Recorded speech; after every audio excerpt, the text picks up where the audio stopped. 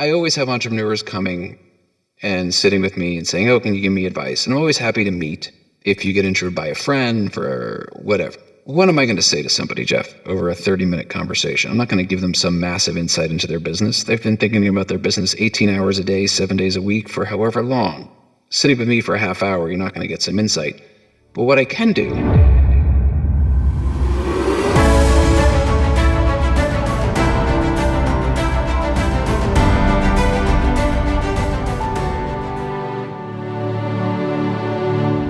Welcome back to another episode of Angels, Exits, and Acquisitions. I'm your host, Jeff Barnes. Thank you so much for being here. Today, I interviewed Jeff Wald, and Jeff has an incredible journey as a serial entrepreneur with multiple exits and has become an angel investor, an LP, and is still an entrepreneur as well. So you're going to learn a lot from this episode about the journey that entrepreneurs go through mentally, physically, physiologically, and all of the things that happen along the way. And you're also going to learn one of the best ways to reach out to and find potential investors for your next company if you're an entrepreneur or someone raising capital. And I think it's one of the best insights into how to get an introduction to investors quickly. So stay tuned. And as always, like, subscribe, and share. Take care. Welcome to Angels, Exits, and Acquisitions, the place to learn how to fund, scale, exit, and massively profit as an angel investor or entrepreneur. Brought to you by the Angel Investors Network. And now, here's your host, Jeff Barnes. All right, welcome back to another episode of Angels, Exits, and Acquisitions. I'm here today joined with Jeff Wald. Jeff, how are you doing today? I am doing great, Jeff. Pleasure to be here. Outstanding. Wonderful. I'm happy to have you here as well. So we were just talking about before we got going about your incredible journey and all the different things that you've done and accomplished throughout your life. But why don't you go ahead and give folks a little bit of backstory about who you are and how you got to where you are today? Sure. My name is Jeff Wald. I've built and sold a few companies. I've used that experience to do a bunch of angel investing. My first company failed miserably, left me bankrupt because, startups are hard and most of these things do not make it. But you pick yourself up, you dust yourself off, you get back in the game. Next company was an iteration of that first one, a content sharing platform we called Spinback, and we eventually sold that to Salesforce. And most recent company was called Work Market, enterprise software that enables companies to organize, manage, and pay their on-demand workers. That was a big endeavor, Jeff. We ended up raising about $100 million for that business from SoftBank, Union Square Ventures, and a few others. And we sold that company to ADP. And so now I am in the mode of investing and sitting on boards, and I've got one more startup left in me. That's awesome. Well, there's a lot to unpack there in just that short little intro. And, let's go back to the beginning. And you said, okay, it left you bankrupt, it left you broke. And I have this theory that it's very, very difficult to succeed in life unless you failed at least once. And they say throughout these studies, you have to fail on average 11 times before you really succeed and hit it big. But take us back to that first venture where probably started out wide-eyed and bushy-tailed, ready to rock and roll and thought this thing was going to be easy and you knew what you were doing. And then lo and behold, ended up in a situation that kind of left you in a probably scrambling, I'd say. That is true. Well, look, the first mistake was in the hubris of youth. I thought, why would I take anybody else's money? I had had a career in finance up until that point. I thought, I can fund this myself and I'll own 100% of it. Well, you can certainly do that and you will own 100% of it. I mean, you should give equity to your employees, but that notwithstanding. But these journeys are hard. And the more people you can get around in your corner, the more likely you are to succeed. On your point on about failing 11 times, I would say that we failed hundreds of times, right? But most of those failures are small. This particular failure, when that company went down, was, existential for me at that time in my life. Left me super depressed, couldn't get out of bed. Got the call from my mom, do you need to move back home? And we should acknowledge what a wonderful phone call that is, because not everyone's blessed with that kind of support system. Right. But it's also a horrifying phone call to get at, I think I was 32 at the time. I mean, it was just a very, very hard knock. But we don't, look to be a victim. We pick ourselves up, we dust ourselves off, and we get back in the game. Yeah, we get talk about that one aspect of not being a victim for a really long time, because I was just sitting on a panel talking about this over the weekend. And I was sitting next to a guy who's in his young 30s right now. And his story's a very harrowing life story, drug addiction and substance abuse when he was a teenager, all the way through his 20s. Ended up eventually getting clean and getting to the point where he scaled the business to $50 million.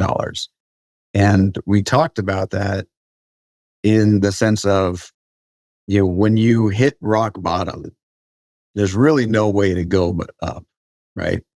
But when you hit rock bottom, it's very, very difficult, like you were just saying, to even get out of bed and get back on that horse. So what was it for you that really helped you say, listen, I've got it in me and I need to get back up and going again? I wish, Jeff, I could tell you a story about self-resilience, about pulling myself up from my bootstraps, that, Jeff himself said, all right, man, get up, let's go and do it. That's not the story I can tell you. The story I can tell you is being incredibly lucky and having a support system around me that were constantly trying to help. Now, me in that state of shock, rejecting their help, right? And being too embarrassed to take it, too proud to take it, whatever. But it was my older brother physically coming to my apartment. No phone calls, no, emails. This was him physically showing up, grabbing me and saying, let's go. You've been in here for a week. It stinks in here. Let's start with that. It smells real bad. So we need to get you out, man. You got to get the blood pumping. Let's just go. And I didn't want to go. I was like, leave me alone. He said, no, I'm not going to leave you alone. Let's go. And there is a certain allure that older brothers have, older siblings, I'm sure, but as only I've ever had an older brother, I can only speak to my experience. And, he says, jump. And I said, yes, sir. And so, he got me out, and that's what brought me back on a path to getting back up and climbing back the mountain. Yeah, you say luck, and I say that we attract into our lives the things that we deserve the most. And when you wouldn't have a brother like that if you hadn't cultivated a relationship throughout your entire life with him. And that, of course, led to him coming back into your life and helping you. That's the way I would look at that. And luck is, obviously a part of that. But I really do think that people attract into their lives that which they deserve and which they think about the most, right? And so the love and the support of a family is vital to that, I believe. Fair enough. I will argue that he is a particularly wonderful human. And I think that, God granting me that and my family has some luck to it. But we certainly have to work at these things. These relationships don't just exist on their own. Exactly. Yeah. That's awesome. I mean, that is, I think that speaks really volumes to you as well, your family, having that support system, and how important it is to cultivate those relationships. Like you said, you led off with the hubris, right? Oh, yeah. And I've been there. I think, oh no, I'm smarter than everybody. I know how to take care of this. Well, no big deal. I know what's best. I know how this is going to work out. So what happened the second time around after you finally got kicked in the pants from your brother to get back on that horse and get going? I'm assuming the hubris wasn't part of it anymore. Oh no, there's still some. Come on now.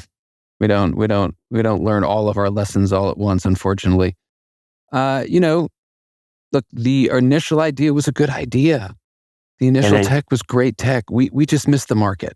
We were just too early. Customers couldn't understand what we were talking about. I wasn't mature enough as a salesperson, as a leader, to get us to those points. And, we just learn. We get a little better each time. And so we were just better timing, to be certain, but I was a better leader. And we were able to relatively quickly get the company to a point of exit. That's awesome. So you said that you raised initial money on that second time around. You raised more money the next time around. And I want you to talk just briefly about the mindset shift that you had to make to go and ask people for help, right? What was in your mind when you came to this point of saying, okay, we have a good idea. We know we can make this happen, but let's not make the same mistakes we had last time, trying to self-fund it, you bootstrap it, whatever, and go ask other people to support us in some way. Well, the reality is I didn't have a choice, right? The first time I funded it myself, but I was broke. I was out of money. So there was no me going and doing it myself again. So I had to. And I would say I was forced into this situation of having to learn how to ask for help. And that is probably the most powerful lesson we can learn. We have this idea, right? And a lot of people call this the fixed mindset, that this is what I am. And if anything in here isn't true and doesn't prove to be accurate, then I'm nothing, right? If I have to ask for help, then I'm worthless. As opposed to the growth mindset of, hey, this is something I didn't know and this is something I don't have. Maybe I should ask somebody for it. That just makes me better and I'm constantly growing.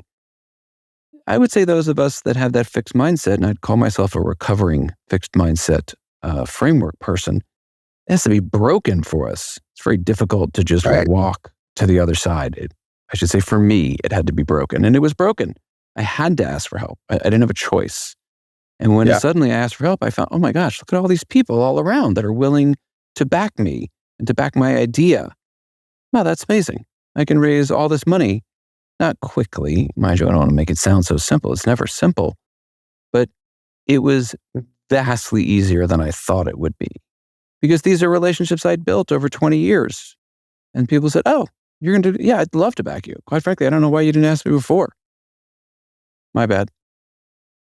Isn't that impressive? I mean, that really is, I think, a key component of being successful as an entrepreneur, right?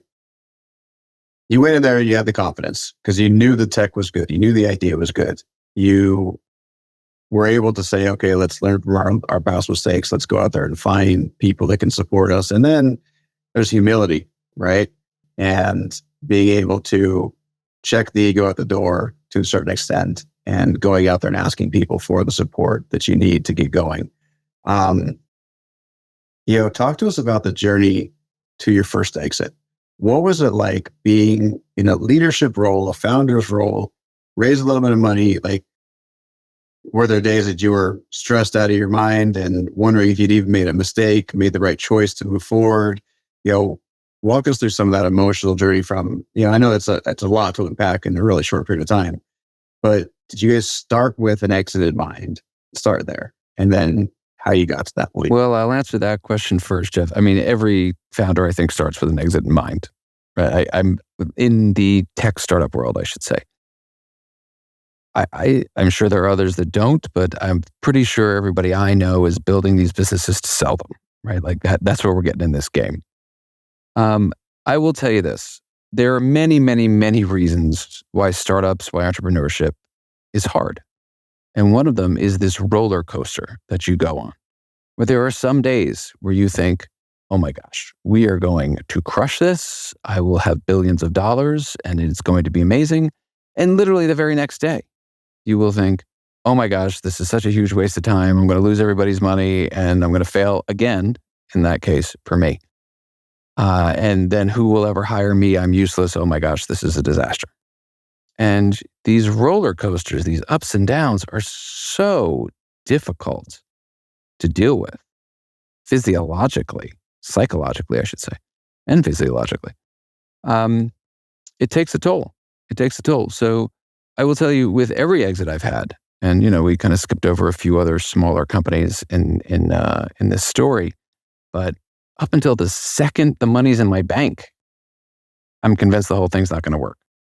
And there's a good amount of skepticism that entrepreneurs should have. You should never stop fighting until that money is in the bank account. Nothing is done. Nothing is over.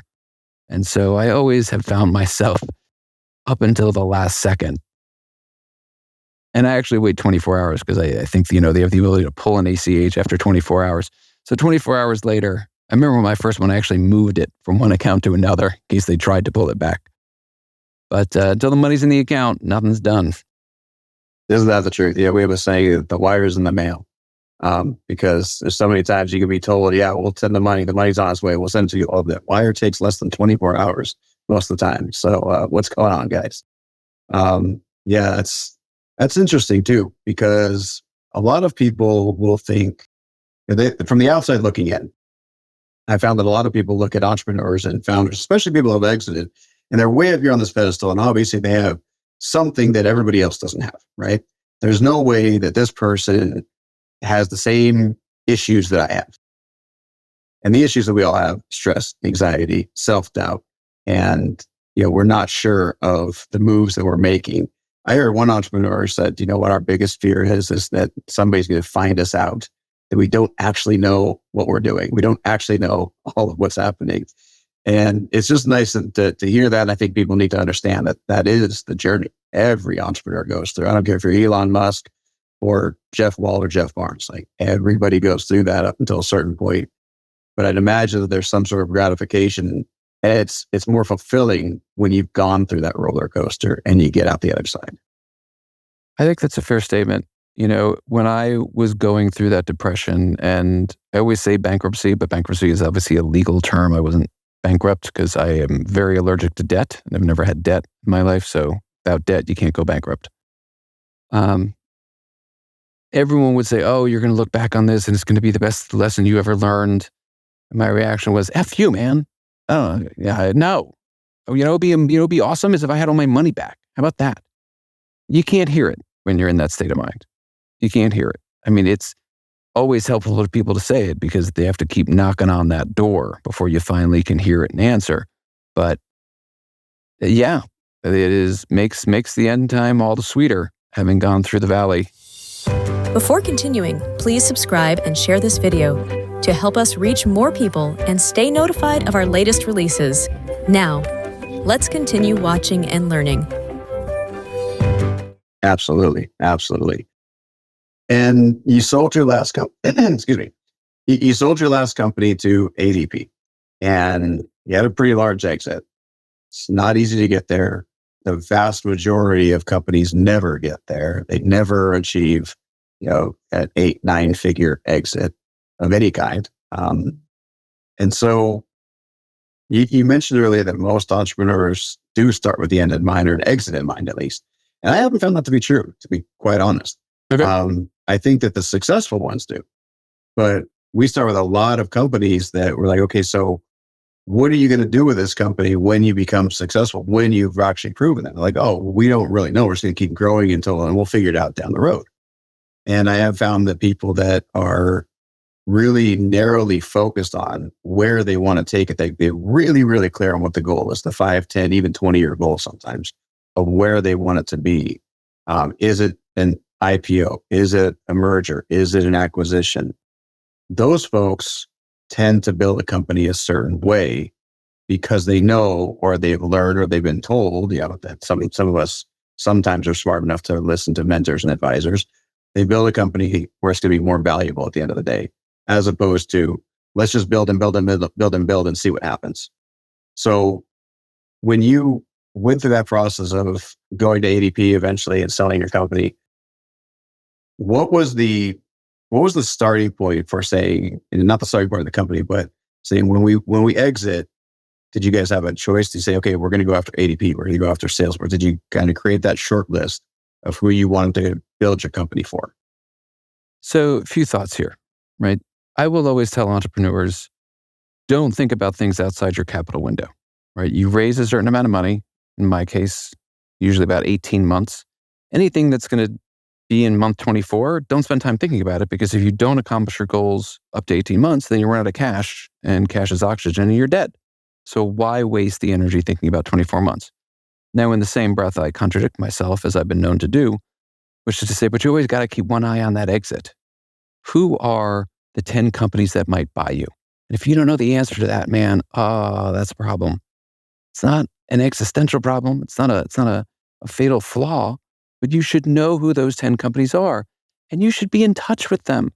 You should be in touch with the heads of Corp Dev and Strat at those companies. When those heads of Corp Dev and Strat come into your town, you should be having coffee with them, because they want to have coffee with you. They want to know what's happening on that bleeding edge of technology. They want to know what all the cool stuff's happening in startup land and all the things that you're working on. And maybe it's an overlap for them and maybe it isn't, but you're learning from them. Hey, what's the corporate world thinking? What are the types of things they're looking for? Do I fit into that? No, I don't at all. All right, well, he's not the person I should speak to. She's not the person I should speak to. Let's get some other names on that list. That said, Jeff, if you had asked me for my list the day before ADP knocked on the door, and you had said, you know what, take your list up to 50 companies, I would not have put ADP on that list. So, best laid plans on mice and men, my friend. But Absolutely. ADP came knocking, and they were just interested in the future of work and all these other things. And I'd written a book on the subject. And so we got to talking. And after a few more meetings, they kept coming back and talking about things. And they, at like the 7th time they wanted to come to my office, I was like, no, I'm not talking to you guys anymore. I mean, this has been fun. You're one of the largest companies on the planet. I'd love to speak with you, but after 6 times, I'm done. And the guy that had been leading this charge at ADP said, oh, well, we wanted to talk about maybe buying you. It's like, oh, well, come on down. Anytime you want, my man. So that began a process. And ADP, being not only one of the largest, but one of the most well-run companies on the planet. I mean, they dot every I and cross every T. It was amazing to spend 2.5 years there. I loved that experience. It took them 10, 11 months to actually pull the trigger and get something done, but well worth the wait. That's awesome. So how did that first encounter happen? Like you said, you wrote a book on it, you're building a company, but most entrepreneurs are not necessarily promoters as well, right? Some of the big visionaries love to just promote the thing. They don't like to operate it, but a lot of folks in the tech space specifically, I found they really love to get into the weeds on the tech and really build out the team and create this thing, but they're not necessarily out there being promoters of their technology. So how did ADP even find out about you guys? Well, I appreciate your point, Jeff, and I won't disagree with you. And I will say, we got to help them become better promoters.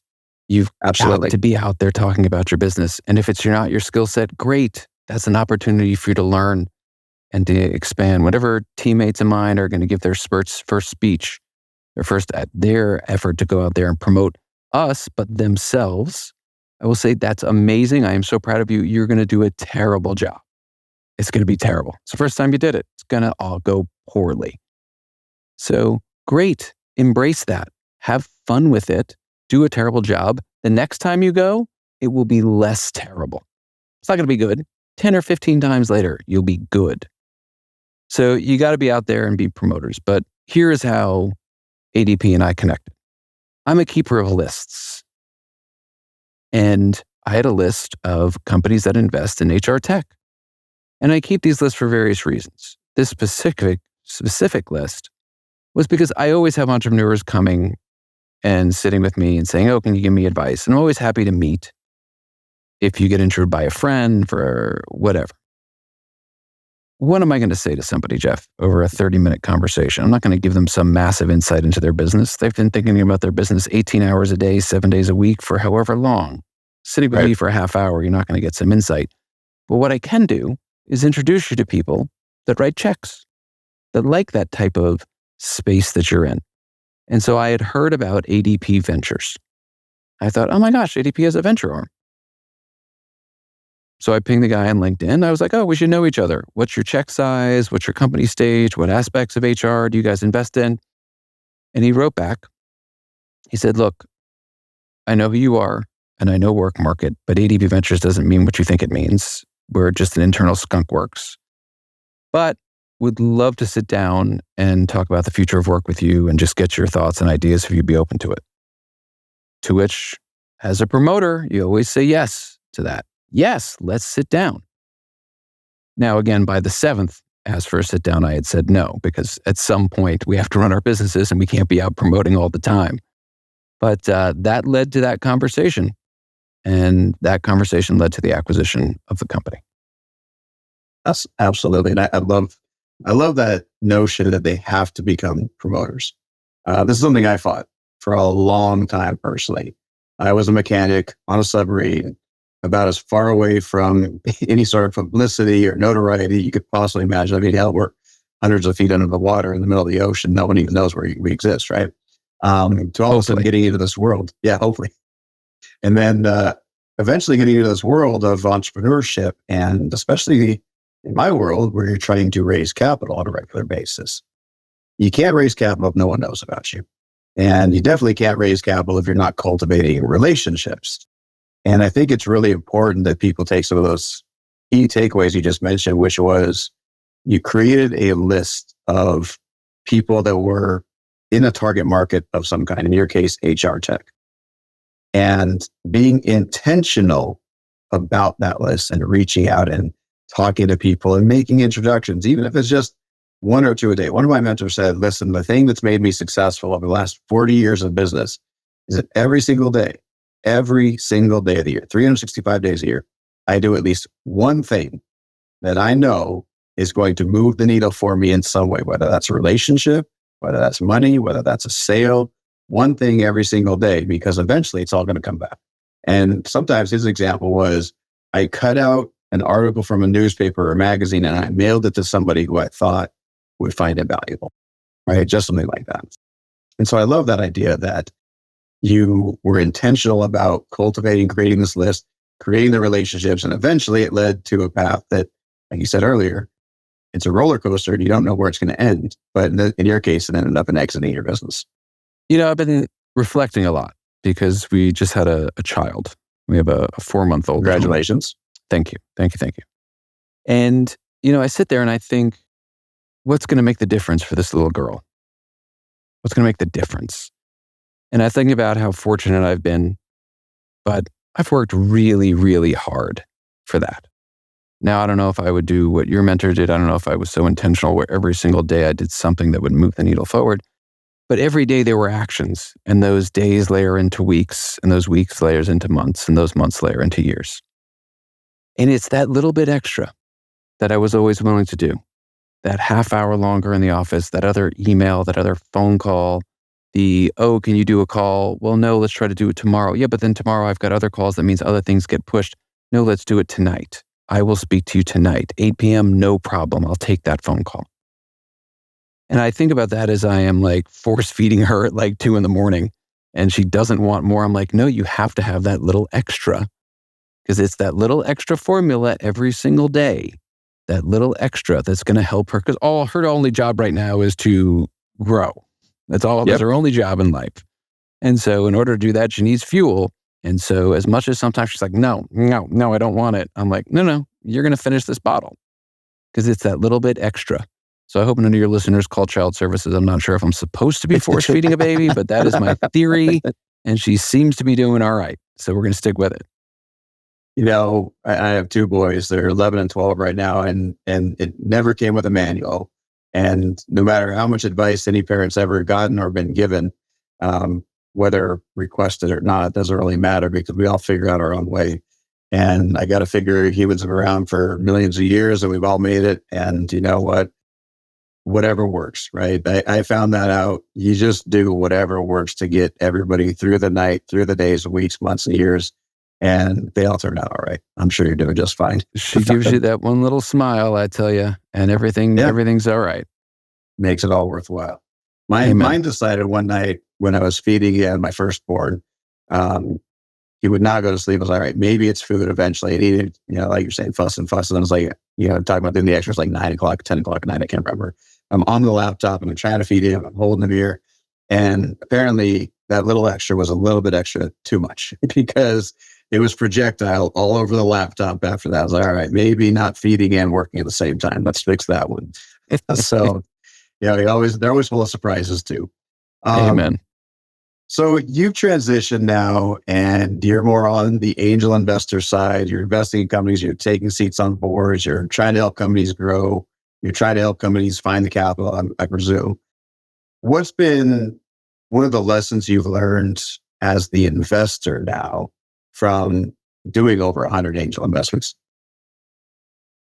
I'm not sure that I would take any specific lessons, right? Every angel investment we make is unique. Every company you look to back is unique. There are a bunch of lessons I could draw, which are that I think angel investing is really, really, really hard, because this is not my full-time job, right? I actually have started a new company, and so we're deep in the early stages of startup land, and I won't bore you with that now because we still not 100% sure what we're building.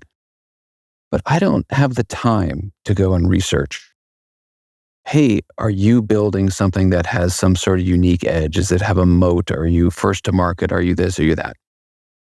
My angel investments, Jeff, have mostly been friends of mine, former colleagues, right? If you worked at Work Market and you were starting a company, I backed you almost without question. Oh, you're building something great. Here's a check. Go to it. Right? So like my approach has been very different, very relationship focused, and therefore not great results, quite frankly. We have a few that have more than made up for all the angel investments I've made. So mathematically, I'm a decent angel investor, and there's still a bunch of bets out there, and we'll see how they play out. There is a group of people that make angel investments for a living. They're called venture capitalists. And so I've kind of graduated to be more of an LP investor. Do I think these individuals are smarter than me in what they do? Yes, they are smarter, but they also are dedicated to it and focused on it. This is all they think about every single day. Right. Who has the higher probability of making a better bet? Somebody that thinks about something 18 hours a day, or someone that thinks about something an hour a day? I'll go with the 18-hour guy or woman. I think that's a really important insight too, for a lot of folks who are interested in angel investing. And what we found is that in our community, anyway, the vast majority of our angel investors are actually business owners who have done really well. Whether they've had an exit, they've got to the point where they're just the chairman or they're a board member and they're not running the operations on a daily basis. So they're successful. They have money, they take care of it, and they want to be involved, but loosely, right? They don't necessarily want to go and run another company and sit on another board, but they still like it. It's kind of exhilarating. It's almost like, for some people, they go to the horse track or they go to the casino and they put the money in the slot machine. That's definitely not me. But watching a company grow and being kind of on the fringe or on the edge of it and watching it happen is a lot of fun. But to your point, there's only so much expertise you can build in any industry, let alone a swath of industries if you're trying to just be agnostic about it. So when people are coming to you, we all know that a lot of entrepreneurs still think that just because somebody has money makes them a good investor. We know that's not true. What is sort of your mindset when somebody approaches you? How should they approach you or talk to you, knowing that you're an angel investor, knowing that you're actively investing in, whether it's as an LP or a direct investment? Are you looking for people that are coming to you for, as a strategic investor because you have industry knowledge? Talk us through that. Well, I'll want to riff off of something you kind of said in terms of going to the track. This is a gamble. And much like when we go to Vegas or go to a casino, we think, all right, I'm willing to spend X, and we should be disciplined about that because we all know it can get real out of control real quick. You should view this as play money. Do not ever make an angel investment on money that you cannot afford to lose. My approach has always been, here's the money. Good luck to you. If you need me, call me, but I will never call you. And I'm going to tell my accountants, the first second you're capable of writing this off, write it off. I'm assuming you lost me all my money. Good luck. I'm here to help, right? Like, if you need that money, if you're the person that's calling quarterly to get updates, you're the worst. Stop it. Don't do that. Like, the entrepreneur hates you. Trust me, they hate you. They're like, oh my God, Steve's calling again.